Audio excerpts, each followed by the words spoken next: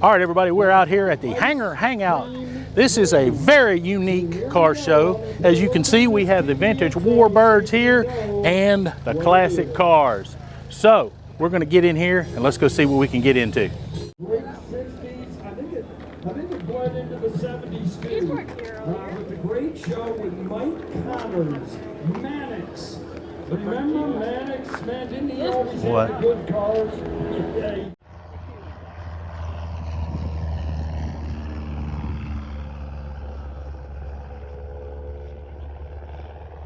Good evening, my name is Jasper Bruce. I have a 1971 Skylark GS. How long have you had the car? 2 months. 2 months. Did you build the car or did you buy it built? Or About just the way it is. Tell me a little bit about it. Okay, I found the car out, it was on the West Coast. Had it shipped here to Mississippi about 2 months ago. And I love it. It rides good, beautiful car. Everything works in the car and I'm enjoying it today. What kind of engine we dealing with? This is what? We got a 350, 260 horsepower, good shape, runs real good. What else you can tell me about it that's special? Tell me about it. I like the convertible top. Day like today, you can let the top down, let the wind blow on you, just cruising around town. Been enjoying it today. This is the second car show today. Second car show today? Yeah, we've been over in Brandon at Crossgate this morning, and we left there and came over here. Good deal. Well, I appreciate you talking with me. Okay, thank you.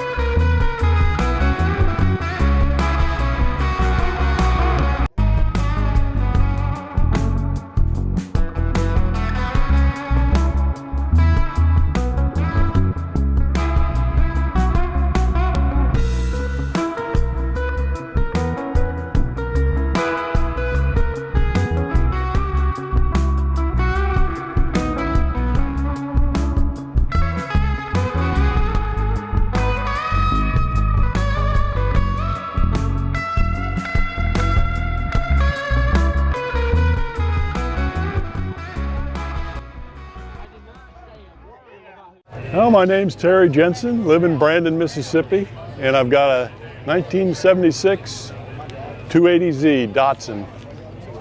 It's back before they went over to Nissan. Yeah, it was before Nissan was in the United States. I bought the car on eBay in 2011, hit the buy it now button for $6,800. Turns out it was a pretty good investment since it's probably worth 3 times that now. But the reason I like the car is because it was designed for the American market.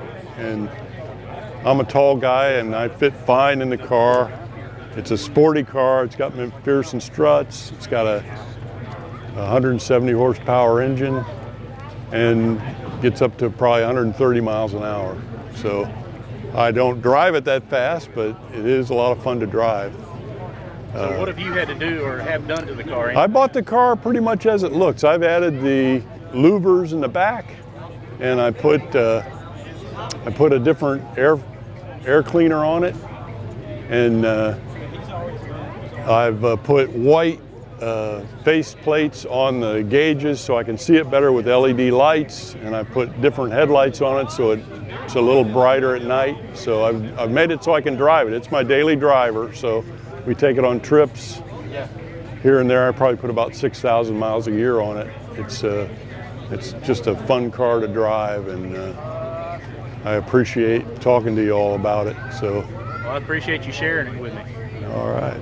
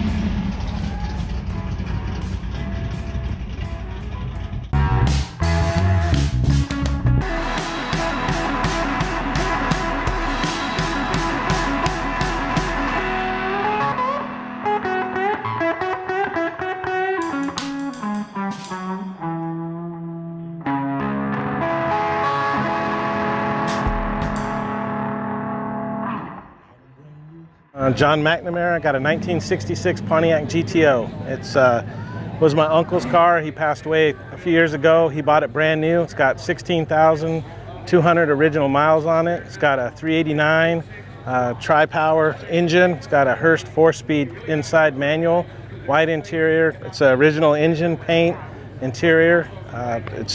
He just took great care of it. Drove it a few years, put it in a garage, covered it up, and never drove it again. He passed away about 3 years ago and left me the car. So I just did some work on it, changed some gaskets, some brake work, and really that's been about it. It's just been a great car to have, and he's taken great care of it. So. Well, with a car that low mileage, how much are you actually driving it? It had 15,000 miles on it when I brought it down a year and a half ago, so I put 1,200 miles on it in a year and a half. I understand. This is a particular car this is one I'm okay with not being driven too much, because it's so original. Yeah, I try to drive it about 25 miles a month just to keep everything going. It's better to drive it than to let it sit. That way everything can get moving around in it. Absolutely. Well, I appreciate you sharing your car with me. You have a beautiful car. Thank you. Did you happen to go see the other video I did on the? I did. I showed my aunt. Awesome. She don't have a computer, but she loves seeing the videos. I go see her every 3 months because she can't drive, so I got to buy her groceries and go to the doctor. She lives in Denver still. Oh wow.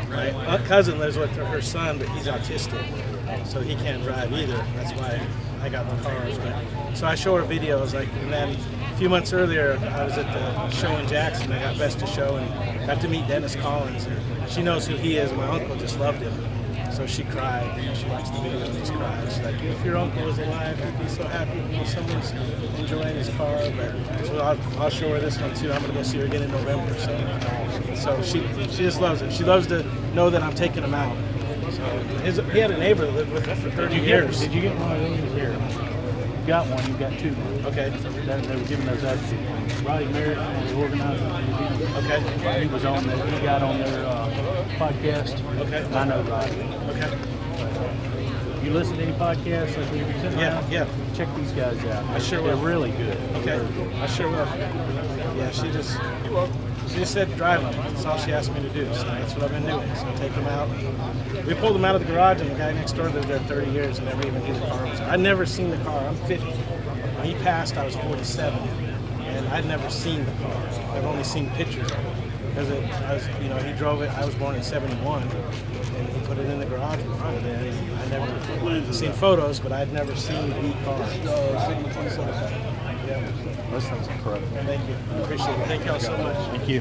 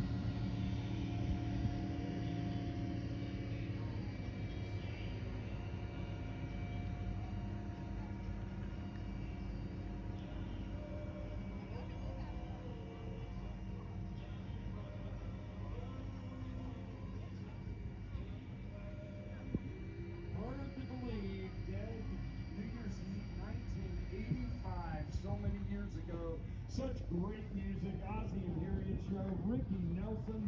Oh my. That, of course, is the young little DJ Gator. Just got a request from a fellow named Reese. Reese, are you anywhere in sight? And I'm looking around, but hopefully he can hear me. Reese came up and said, hey, DJ Gabe, by any chance did you bring Silhouettes on the Shade? There are two versions of that, one by the Rays and the other by Herman's Hermits. Well, Reese wanted to hear Herman's Hermits, so Reese, here you go, buddy. How we doing today? Hey, oops, I'm sorry. You good? Well, my name is Tony Diaz. I'm from Destin, Florida. I fly the Beechcraft T-34 A model. It was a military trainer for the Air Force, actually based not far from here in Columbus, Mississippi. It was built in 1954 and was an Air Force trainer till the late 50s when they went to jets. The Navy had the B model of this airplane. They liked it so much they kept it till the mid-70s, made major modifications on it, put a turboprop engine on it, and flew that airplane as a trainer till just about 6 or 7, 8 years ago. Then it went to a C model for the Navy, and they used it until just recently. This airplane was actually built because of the Korean conflict. There was a lot of things going on at that time in the 50s, and they had to build a lot of airplanes and train a lot of pilots quickly. We didn't have the capability in the United States at that time to build that many airplanes, so this one and 400 others were actually built in Canada by the Canadian Car and Foundry. So it's been a great airplane for me. I belong to the Commemorative Air Force, and we take it to a lot of shows. We do formation flyovers, we do missing man formations. I fly a lot of veterans with different organizations that I work with, and that's probably one of the most rewarding things that I get to do with this airplane. as well as bring it to events like this, where to let people learn the history of it and just enjoy aviation like I do. What kind of power plant does this unit have? It's got a Teledyne Continental engine on it. It's got 285 horsepower. Well, I appreciate you sharing the information with me. You have a great day. My pleasure. Thanks for being here.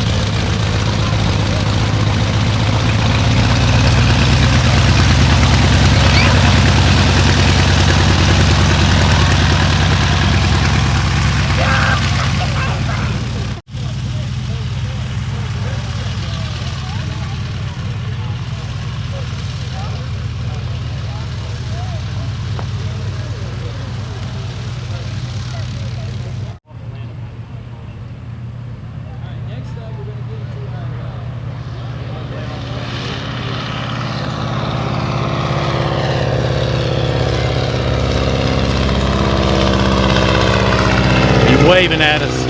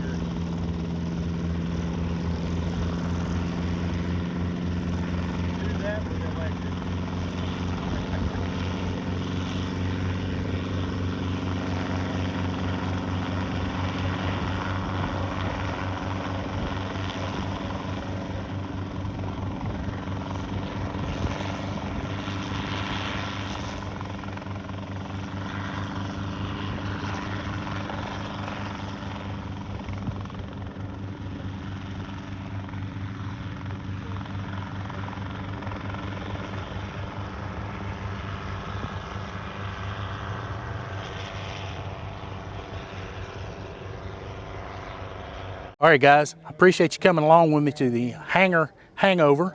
And this is really one of a kind car show. I don't know of any other car show where you can get next to vintage airplanes and vintage cars sitting side by side. So once again, thanks for coming by the Real World Garage. And until I can get up a next video, why don't you go watch another one coming on the screen right now.